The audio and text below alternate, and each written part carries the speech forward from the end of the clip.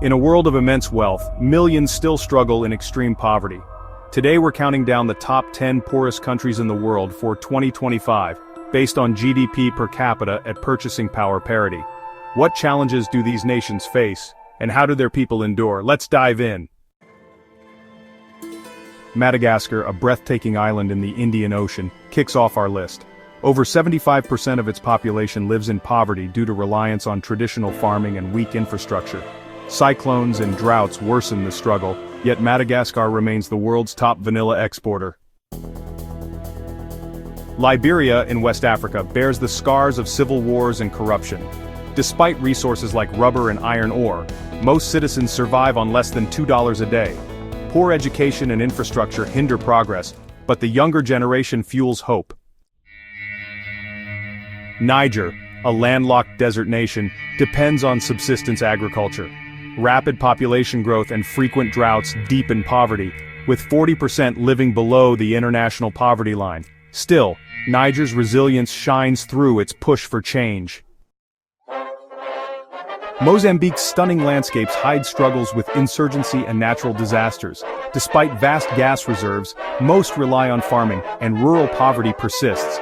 New infrastructure projects, however, spark optimism for growth. Somalia, ravaged by decades of conflict, faces weak governance and insurgency. Droughts and food insecurity affect millions, yet Somalis show remarkable strength in rebuilding their nation. The DRC, rich in cobalt and copper, is crippled by conflict and corruption. Over 60% live in extreme poverty, and poor infrastructure stalls progress. Its potential, though, is undeniable.